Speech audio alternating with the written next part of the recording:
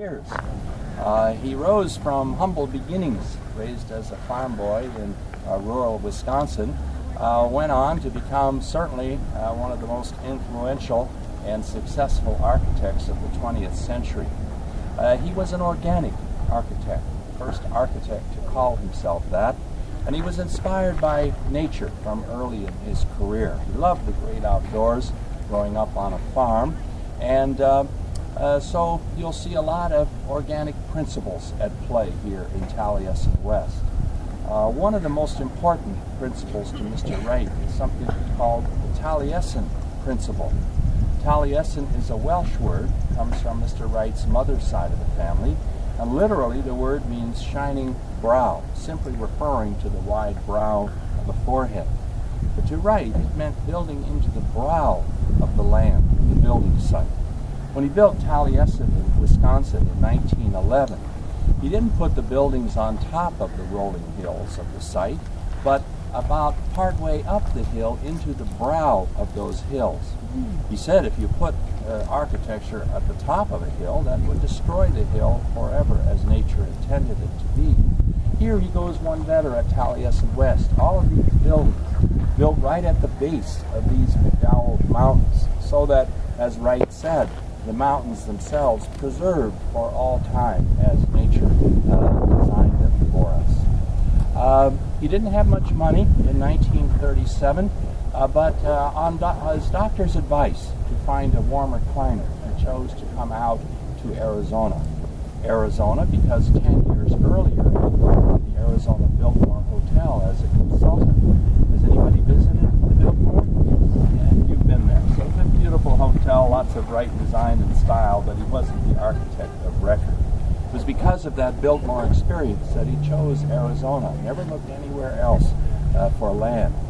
He was lucky with the land. After a lengthy search, this was the cheapest land that he found at the unbelievable price of $3.50 an acre, as long as you bought 640 acres, 1 square mile, and that's exactly what Wright did.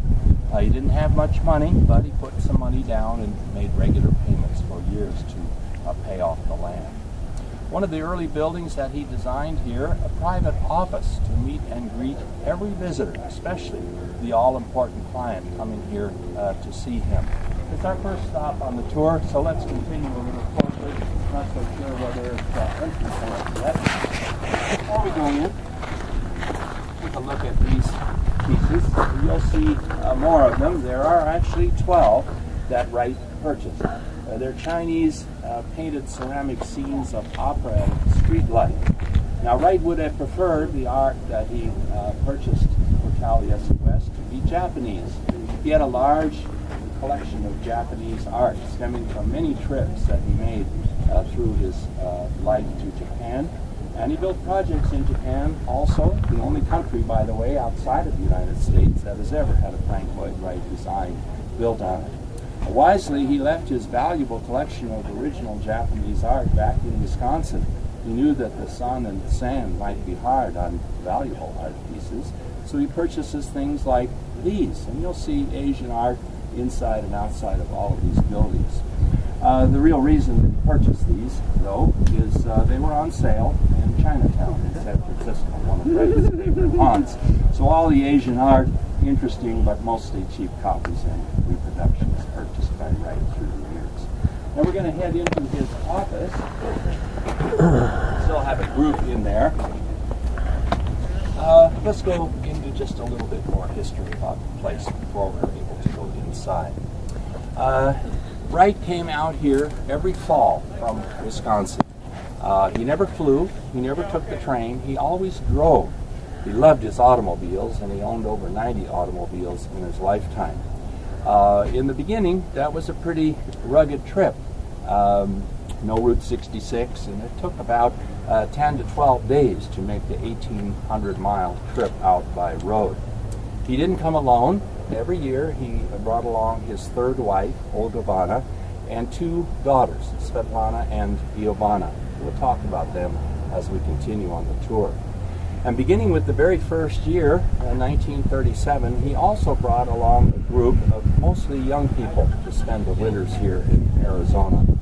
They were 17 and 18-year-old recent high school graduates who had enrolled in the Taliesin Fellowship, a school of architecture that Mr. Wright established in 1932. Very unusual that Wright would have wanted to have a school of architecture. He himself, a high school dropout, dropped out of high school to work on the family farm, never did get a high school diploma. Over the years, he became critical of formal education too, saying you wasted your time sitting in some classroom listening to some boring teacher go on and on. The best way to learn anything was to learn by doing. It was to become the motto of the school. They all would come out from Wisconsin in a convoy, Wright in his latest and greatest acquisition from Detroit. There were Cords and Duesenbergs and Packards and Cadillacs. The students, meanwhile, following in their farm jockeys and farm trucks carrying the equipment to begin building Taliesin West.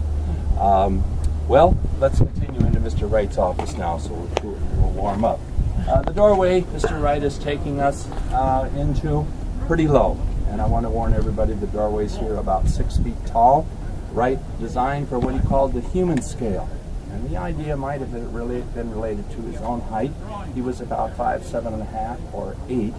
Not tall, but then not unusually short for his era. Born in 1867, most men of that time were about 5'7" on average. Now there are a couple of reasons that he designs low doorways. One of them is he said anybody over 6 feet tall is just a waste of material. You have to be careful. Come on in and have a seat. There you go.